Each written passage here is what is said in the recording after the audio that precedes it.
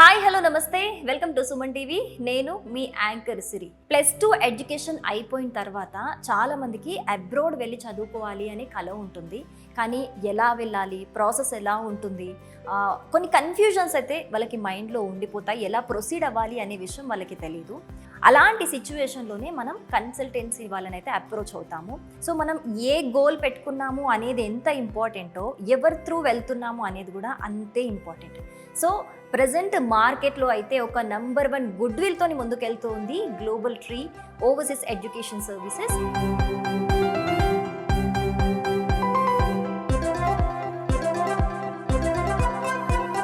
So present మనం అక్కడే ఉన్నాము. ఇది 20 ఇయర్స్గా వీళ్ళు సక్సెస్ఫుల్గా చాలా మంది స్టూడెంట్స్ని అబ్రాడ్ ఎడ్యుకేషన్ త్రూ వెళ్ళి అక్కడ సెటిల్ అయ్యేలా చేస్తూ ఉన్నారు. సో ఒక్కసారి లోపలికి వెళ్ళి మనము ఈరోజు ఎస్పెషల్గా యూకేకి సంబంధించిన డీటెయిల్స్ అయితే తెలుసుకునే ప్రయత్నం చేద్దాము.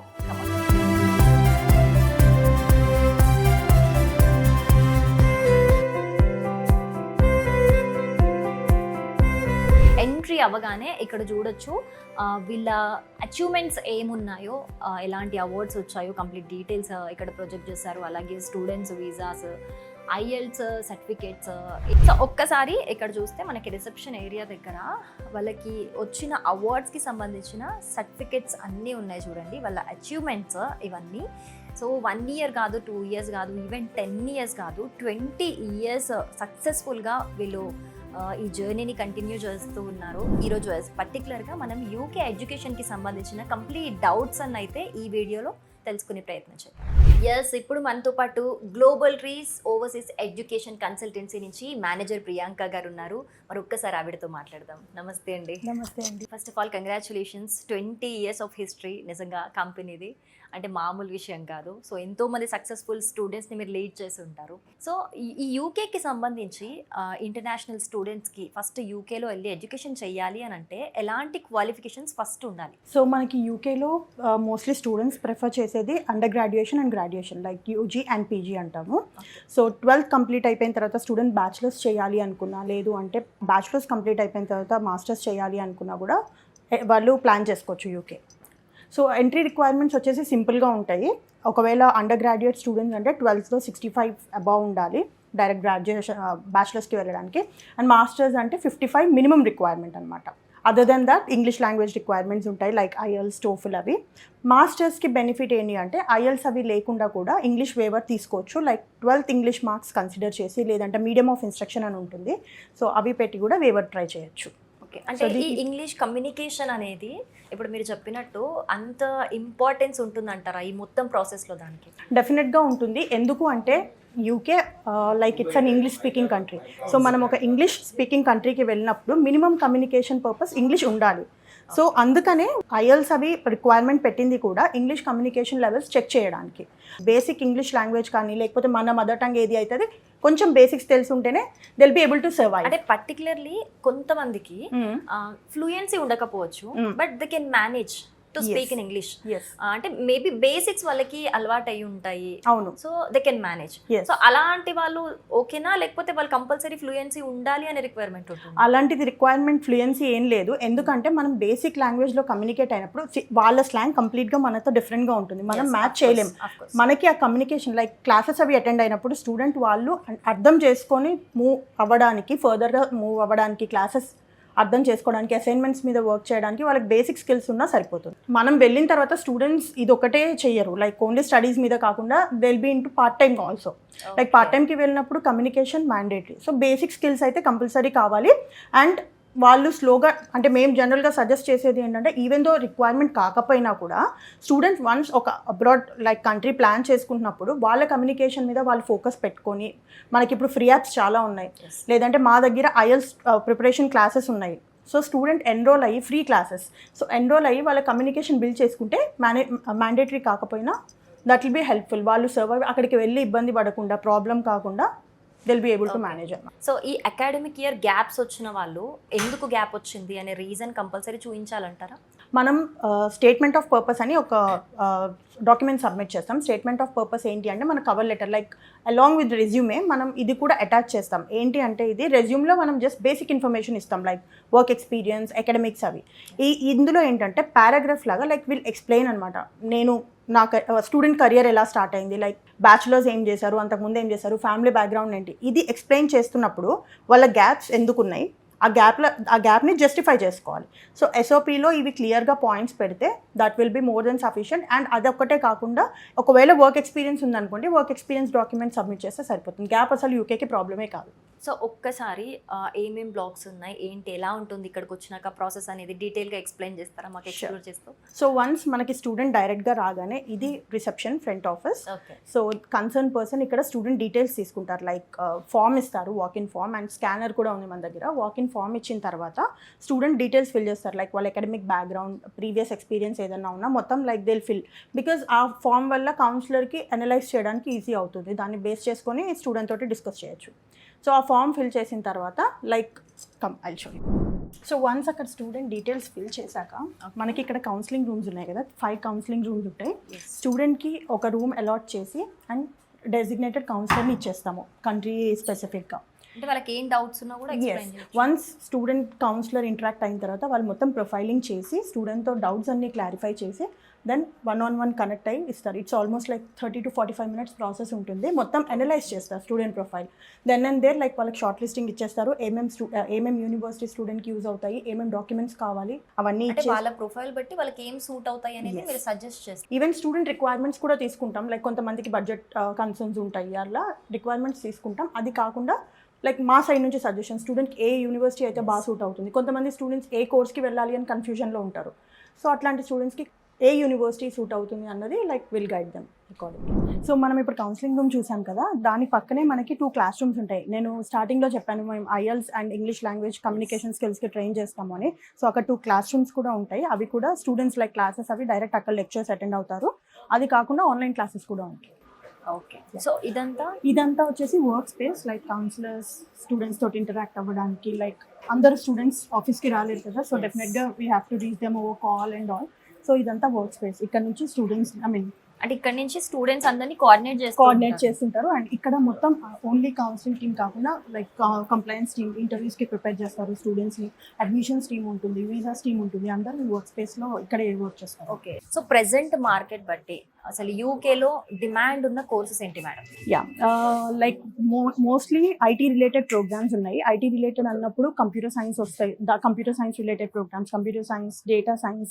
ఇప్పుడు భూమిలో ఉన్న కోర్స్ వచ్చేసి ఆర్టిఫిషియల్ ఇంటెలిజెన్స్. లైక్ నెక్స్ట్ ఇంకో 1-2 yearsలో మొత్తం AI టేక్ ఓవర్ చేసేస్తుంది అని మనం వింటున్నాం, digitalised everything. So artificial intelligence, cyber security, data science, computer science, ఇవి కాకుండా మేనేజ్మెంట్ ప్రోగ్రామ్స్, ఇవి భూమిలో ఉన్నాయి. ఇప్పుడు మీరు ఏదైతే డిమాండ్ ఉన్న కోర్సెస్ చెప్పారో మీ దగ్గరికి ఒకవేళ లో ప్రొఫైల్ అంటే లైక్ మార్క్స్ తక్కువ ఉండి, అకాడమిక్ ఇయర్స్ గ్యాప్ ఉండి, లేకపోతే డిఫరెంట్ ప్రొఫైల్స్ బట్టి మీరు ఆ కోర్సెస్ సజెస్ట్ చేస్తూ ఉంటారా? సో స్టూడెంట్ వన్స్ మా దగ్గరికి వచ్చాక, మీకు ఆల్రెడీ ఇందాక చెప్పాను కదా కౌన్సిలింగ్ ప్రాసెస్ ఎట్లా అవుతుంది అని, మా దగ్గరికి వచ్చిన తర్వాత ప్రొఫైల్ ఫస్ట్ స్టూడెంట్ రిక్వైర్మెంట్స్ అడుగుతాం మేము. ఎందుకంటే ఎండ్ ఆఫ్ ది డే వాళ్ళు కోర్స్ చేసేది, సో వాళ్ళ రిక్వైర్మెంట్స్ మనం తెలుసుకోవాలి. సో ఫస్ట్ రిక్వైర్మెంట్స్ అడిగిన తర్వాత వాళ్ళ ఇంట్రెస్ట్, అసలు ఏ ఫీల్డ్లో వాళ్ళు స్పెసిఫిక్గా ఇంట్రెస్ట్ ఉన్నారు, అండ్ వాళ్ళ ఇంట్రెస్ట్ ఉన్న సబ్జెక్ట్ వాళ్ళ బ్యాక్గ్రౌండ్కి మ్యాచ్ అవుతుందా లేదా. Let's say student bachelors computer సైన్స్లో చేశారు అండ్ మాస్టర్స్ కూడా కంప్యూటర్ సైన్స్లో చేస్తే definitely will suggest them to go head, because relevant course కాబట్టి. లేదు మెకానికల్లో చేశారు, కంప్యూటర్ సైన్స్కి వెళ్దాం అనుకున్నారు, స్టిల్ ఆప్షన్స్ ఉన్నాయి స్టూడెంట్స్కి. ఎందుకంటే యూకే యూనివర్సిటీస్ నేను మీకు ఆల్రెడీ చెప్పినట్టుగా ఫ్లెక్సిబుల్ ఉంటాయి, like non relevant background students కూడా వెళ్ళొచ్చు. సో అది కాకపోతే ఏంటంటే మనం బ్యాక్గ్రౌండ్ చెక్ చేసుకొని రిలవెంట్ దానికి వెళ్తే, లేదంటే ఎక్స్పీరియన్స్ ఉంది స్టూడెంట్కి రిలవెంట్ ఫీల్డ్లో, దెన్ సజెస్ట్ చేస్తాం. లేదు మీరే సజెస్ట్ చేయండి అంటే లైక్ మొత్తం కోర్స్ వాళ్ళ ప్రొఫైల్ అంతా అనలైజ్ చేసి వాళ్ళకి కోర్స్ అక్కడ డిమాండ్ ఏమున్నాయి అండ్ వాళ్ళ ప్రొఫైల్కి ఏది సూట్ అవుతుంది విల్ సజెస్ట్. ఇప్పుడు మీరు చెప్పిన ఈ డిమాండ్ ఉన్న కోర్సెస్లో కనుక వాళ్ళు జాయిన్ అయ్యి సక్సెస్ఫుల్గా లీడ్ చేసిన తర్వాత అక్కడ ఎలాంటి ప్లేస్మెంట్స్ వస్తాయి, వాళ్ళకి ఎలాంటి ప్యాకేజెస్ ఉంటాయి? సో ప్యాకేజెస్ వచ్చేసి బేసిక్ లెవెల్ ఉంటుంది, ఇనిషియల్ లెవెల్, ఎంట్రీ లెవెల్ అంటారు, యావరేజ్ మిడ్ లెవెల్ ఉంటుంది, and then higher level. So మనకి యావరేజ్ స్టూడెంట్స్ ఇక్కడ నుంచి వర్క్ ఎక్స్పీరియన్స్ లేకుండా ఫ్రెషర్స్గా వెళ్ళిన వాళ్ళు they start into entry level. So entry లెవెల్లోకి వెళ్ళినప్పుడు వాళ్ళ బేసిక్ పే డిపెండ్స్, అది మళ్ళీ company to company, profile to profile, like interview skills మీద కూడా వేరీ అవుతుంది.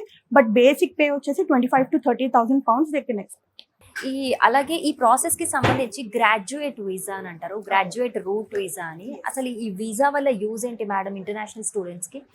నేను మీకు చెప్పినట్టుగా 1 year కోర్సెస్ ఉంటాయి యూకేలో అండి. వన్స్ కోర్స్ కంప్లీట్ అయిపోయిన తర్వాత స్టూడెంట్కి జాబ్ సర్చ్ చేసుకోవడానికి టైం కావాలి.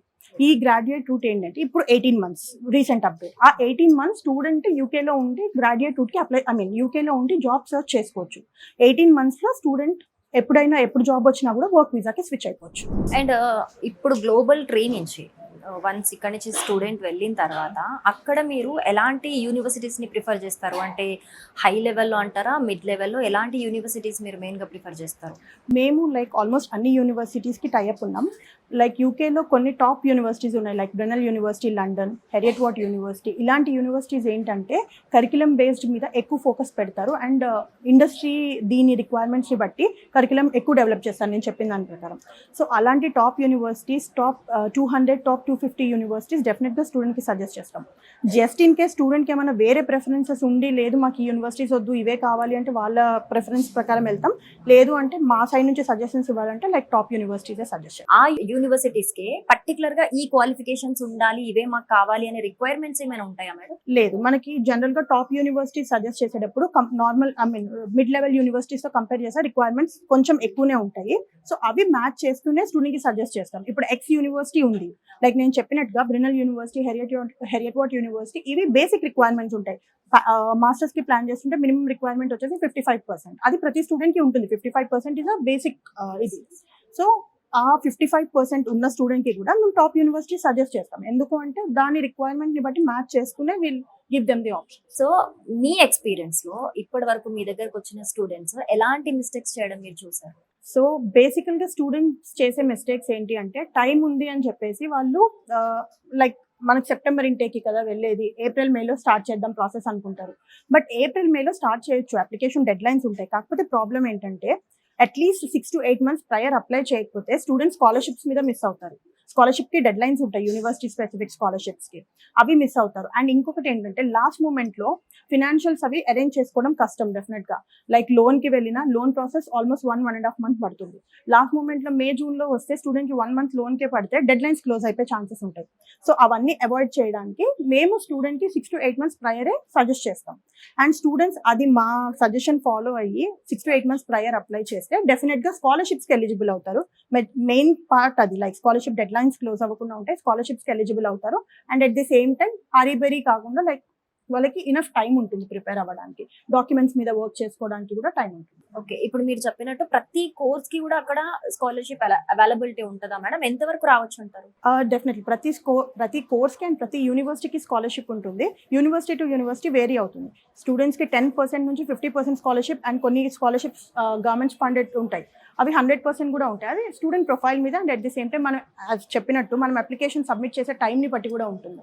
ఓకే, అక్కడికి వెళ్ళిన తర్వాత వన్స్ ఈ ఇంటర్న్షిప్స్ ఇంపార్టెన్స్ కూడా ఉంటుందా మేడం? డెఫినెట్గా, లైక్ కొన్ని లైక్ 50% యూనివర్సిటీస్ ఏంటంటే 2 years కోర్సెస్ ఆఫర్ చేస్తారు. 1 year కోర్స్, 1 year ఇంటర్న్షిప్ ఉంటుంది. ఇంటర్న్షిప్ వల్ల ఏంటి అంటే స్టూడెంట్ ఏదైతే కోర్స్ చేస్తారో దాని బేస్లోనే వర్క్ చేస్తారు. సో 1 year కోర్స్ అయిపోయే టైంకి స్టూడెంట్కి లైక్ వాళ్ళు ఎక్స్పీరియన్స్తో రెడీ ఉంటారు. అండ్ ఇంటర్న్షిప్ వల్ల ఇంకో బెనిఫిట్ ఏంటి అంటే స్టూడెంట్ లైక్ 1 year వర్క్ చేస్తారు. ఇఫ్ కంపెనీకి స్టూడెంట్ పర్ఫార్మెన్స్ నచ్చితే అదే కంపెనీలో ఫుల్ టైం ప్లేస్మెంట్ వచ్చే ఛాన్సెస్ ఎక్కువ ఉంటాయి. కానీ మెయిన్ అందరికీ ఉండేది మైండ్లో ఏంటి అని అంటే అబ్రాడ్ ఎడ్యుకేషన్ అనగానే ఫస్ట్ ఎంత ఖర్చు అవుతుందో, అసలు ఏంటో, అవసరమా అంటే కొంతమంది గివప్ కూడా చేసే సిచ్యువేషన్స్ ఉంటాయి ఆ కన్ఫ్యూజన్ మైండ్తో. సో ఎంత ఖర్చు అవుతుండొచ్చు మేడం యూకే ప్రాసెస్కి? డిపెండ్స్, మళ్ళీ ఇది యూనివర్సిటీ టు యూనివర్సిటీ ఫీని బట్టి ఉంటుంది. నేను చెప్పినట్టుగా మనం స్కాలర్షిప్కి ప్రయారిటీ ఇచ్చి తొందరగా స్టార్ట్ చేసుకుంటే మ్యాక్సిమం స్కాలర్షిప్ తెచ్చుకోవచ్చు అండ్ స్టూడెంట్ ఫీజ్ రెడ్యూస్ చేసుకోవచ్చు. జనరల్గా ఫీ రేంజ్ చూస్తే 15 to 18 lakhs మధ్యలో ఉంటాయి యూనివర్సిటీస్, లైక్ డీసెంట్ యూనివర్సిటీస్ మాట్లాడుకుంటే. 15 to 18 lakhsలో కూడా మనం అప్లై చేసే దాన్ని బట్టి ఎర్లీ బర్డ్ స్కాలర్షిప్స్ అని, మెరిట్ బేస్డ్ స్కాలర్షిప్స్ అని డిఫరెంట్ టైప్ ఆఫ్ స్కాలర్షిప్స్ ఉంటాయి. అవి అవైల్ చేసుకుంటే అరౌండ్ 15 lakhsలో ఫీ అయిపోతుంది. 15 to 18 మధ్యలో ఫీ అయిపోతుంది. And another 15 lakhs living expenses. మనం ఇనీషియల్గా యూనివర్సిటీకి పే చేసేది 50% ఉంటుంది, మిగతాది అకౌంట్లో చూపించడం కానీ లోన్ స్టేట్మెంట్స్ ప్రొవైడ్ చేయడం కానీ చేస్తాం. సో మేడం, యూకేకి సంబంధించిన ఖర్చు గురించి చెప్పారు. మరి అదర్ కంట్రీస్తోని కంపేర్ చేస్తే యూకే ఖర్చు ఎక్కువ అంటారా, తక్కువ అంటారా? ఎందుకు యూకేనే చూస్ చేసుకోవాలంటారు? వేరే కంట్రీస్తో కంపేర్ చేస్తే ఎక్కువ తక్కువ అని కాదు. మనం ఇప్పుడు ఒక కంట్రీలో స్టూడెంట్ ఒక కంట్రీకి వెళ్ళి చదువుకుంటున్నప్పుడు ఎప్పుడు మనం చూసుకోవాల్సింది ఏంటంటే return on investment, ROI. So యూకేలో చదివితే స్టూడెంట్కి బెనిఫిట్ ఎలా ఉంటుంది అంటే ఇనిషియల్ పే నేను ఇందాక చెప్పాను 25,000 to 30,000 pounds ఇయర్లీ ఎర్న్ చేస్తారు అని. And student loan around 30 lakhs తీసుకున్నారు అనుకోండి, 1 yearలోనే వాళ్ళు 30 lakhs ఎర్న్ చేసేసేయచ్చు, 30 to 35 lakhs. అండ్ ఇంకొకటి ఏంటంటే compare to other countries UK pound value ఎక్కువ, కరెన్సీ వాల్యూ ఎక్కువ. సో డెఫినెట్గా మీరు స్పెండ్ చేసినప్పుడు ఎక్కువ పెట్టినట్టే మీరు రిటర్న్లో వచ్చేటప్పుడు కూడా మనకి పౌండ్ వాల్యూ ప్రకారం ఇండియన్ కరెన్సీలో చూసుకుంటే డెఫినెట్గా వేరే కంట్రీస్తో కంపేర్ చేస్తే ఎక్కువనే ఎర్న్ చేస్తారు. కంప్లీట్ ప్రాసెస్కి సంబంధించి గ్లోబల్ ట్రైన్ నుంచి ఎలాంటి ఫీజ్ ఏమైనా మీరు ఛార్జ్ చేస్తారా madam? First thing like UK మేము మా సైడ్ నుంచి ఎటువంటి ఫీజ్ ఛార్జ్ చేయము. ఎందుకు అంటే లైక్ మాకు స్టూడెంట్ లైక్ యూకే స్టూడెంట్ వెళ్తున్నారు అంటే డెఫినెట్గా టాప్ యూనివర్సిటీస్, మంచి యూనివర్సిటీస్ సజెస్ట్ చేస్తాం. We are like more of client based ఇది అనమాట కంపెనీ.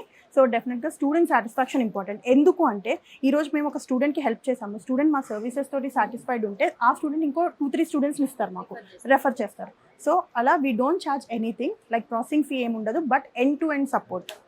జనరల్గా స్టూడెంట్స్ వీసా వచ్చేసిన తర్వాత లైక్ వాళ్ళు వెళ్ళిపోయిన తర్వాత పట్టించుకోకపోవడం అలా కూడా ఉండదు. మా సైడ్ నుంచి మా అడ్వాంటేజ్ ఏంటంటే వన్ స్టూడెంట్ అక్కడికి వెళ్ళిన తర్వాత కూడా స్టూడెంట్తో రెగ్యులర్గా టచ్లో ఉంటాం. మేము టచ్లో ఉండి స్టూడెంట్కి అక్కడ పార్ట్ టైమ్స్ వచ్చినాయా, లైక్ యూనివర్సిటీ ఏమైనా సపోర్ట్ కావాలి, లెక్చర్స్ యూనివర్సిటీలో ఇంటర్నల్ పార్ట్ టైం జాబ్స్ ఉన్నాయి, స్టూడెంట్కి క్రాక్ చేయడం పాసిబుల్ అవ్వట్లేదు. Crack in the sense like ఎట్లా ఎవరిని అప్రోచ్ అవ్వాలి తెలియట్లేదు. మేము మాకున్న టైప్స్ తోటి మేము లైక్ యాజ్ చెప్పినట్టు యూనివర్సిటీస్ అన్నిటితో డైరెక్ట్ టైప్ ఉంటాం కాబట్టి యూనివర్సిటీస్తో మాట్లాడి సో అండ్ సో స్టూడెంట్కి కొంచెం ప్రాబ్లం అవుతుంది ఒకసారి చూడండి అని చెప్పేసి అది కమ్యూనికేట్ చేస్తాం. సో దట్ యూనివర్సిటీస్ కూడా స్టూడెంట్కి కొంచెం ఎక్కువ ప్రయారిటీ ఇస్తారనమాట. సో ఈ గ్లోబల్ ట్రైన్ నుంచి వెళ్ళిన యూకేలో వెళ్ళి సెట్ అయిపోయి హ్యాపీగా సెటిల్ అయిపోయిన వాళ్ళు ఎంతమంది స్టూడెంట్స్ ఉండొచ్చు మేడం? అది మేము కౌంట్ చేయలేం, ఫింగర్ టిప్స్ మేము చెప్పలేము. అవి డెఫినెట్గా లైక్ చాలా మంది ఉన్నారు, కౌంట్లెస్, డెఫినెట్గా కౌంట్లెస్. ఎందుకంటే like we are into this industry for almost 20 years now. So yeah. Okay, so finally యూకేకి వెళ్ళి మంచిగా చదువుకొని సెటిల్ అవ్వాలి అనుకునే వాళ్ళకి, అబ్రాడ్ వెళ్ళాలనుకునే స్టూడెంట్స్కి మీరు ఏం చెప్తారు మేడం? సో నా సజెషన్ స్టూడెంట్స్కి ముందే ప్లాన్ చేసుకోండి, ఏ కంట్రీ, ఏ కోర్స్, మీ కెరియర్ గోల్ ఏంటి అన్నది ముందే ప్రిపేర్ అయిపోయి ఉండండి. అండ్ మా దగ్గరికి వచ్చే ముందే మీకు ఒక గోల్ అనేది సెట్ చేసుకోండి. అఫ్కోర్స్ మా దగ్గరికి వచ్చిన తర్వాతనే మేము సెట్ చేస్తాం, బట్ మీకంటూ ఒక క్లారిటీ ఉంటే డెఫినెట్గా మేము దాన్ని ఇంకా ఫర్దర్గా మీరు మూవ్ చేసి ఈజీగా ప్రాసెస్ చేసుకోవడానికి will help. Right madam, thank you so much, చాలా డీటెయిల్గా explain. Thank you so much, it's a pleasure. Thank you.